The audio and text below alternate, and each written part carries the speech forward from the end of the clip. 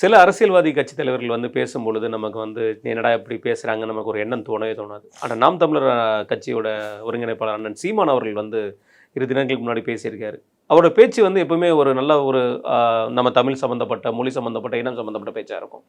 அதில் குறிப்பாக ஒரு விஷயம் அவர் பேசுனது உண்மையாக பொய்யா வருது. அவர் பேச்சு வந்து ஒரு என் ஜாதியை பார்த்து எனக்கு ஓட்டு போடாத, நான் தமிழ்னு ஓட்டு போட்டால் போடு, அந்த ஒரு ஓட்டு கூட எனக்கு போதும் சொன்ன ஒரு தலைவர்.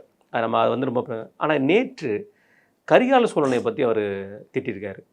நான் வந்து இந்த மாதிரி அணைக்கட்டையே விட்டுருக்க மாட்டேன், தடுப்பணை மட்டும் தான் அப்போ இருந்திருந்தா தடுப்பணை தான் கட்டை விட்டுருப்பேன் அப்படிங்கிற மாதிரி வார்த்தைகள். அணை கட்டினது மிகப்பெரிய தவறுன்னு சொல்லி நேர கரிகால சோழன் பிடிச்சிட்டாரு. ஏன் வந்து கரெக்டாக சொல்லுங்கள், பாயிண்ட் சொல்லுங்கள். எதனால எனக்கு தெரியல, அதனால தான் உங்கள்கிட்ட ராஜேந்திர சோழன், ராஜராஜ சோழன் அப்படி அந்த வெறுப்பில் அப்படியே யோசிச்சிருப்பாப்புல. இவனுங்க இதுதான்டா சோழன் தான்டா அவனும், அந்த சோழன் அப்படி அவனும் அந்த சோழன் தான், அவனை திட்டுறா என்னென்னா வரப்போதும் இந்த எலெக்ஷன் முடியறதுக்குள்ள. ஆமாம், இதெல்லாம் பார்க்கறதுக்கு நம்ம வச்சுட்டு போயிருக்காங்க. சமீப காலமாக அவர் எங்கேயுமே காணோம் பார்த்தீங்களா? ஆமாண்ணே, ரொம்ப டச்சு குறைஞ்சி போச்சு. அவரை ஏன் அதை உணரவும் மாட்டுக்காரு? அது அவங்களுக்கு என்ன பிரச்சனை, அதுக்கு ஒரு பேசுறதுக்கு இது இருக்கும், அதனால் அப்படியே விட்டுட்டு போவாங்க.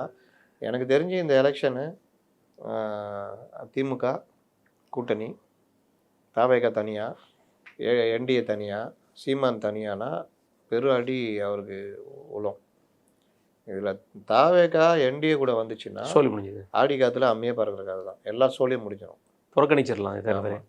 இவர் இப்போ இவங்களை எதிர்த்து அரசியல் பண்ணுறதா, ஆளுங்கட்சி எதிர்த்து பண்ணுறதா, என்ன பண்ணுறதுன்னு தெரியாமல் முடிச்சிட்டு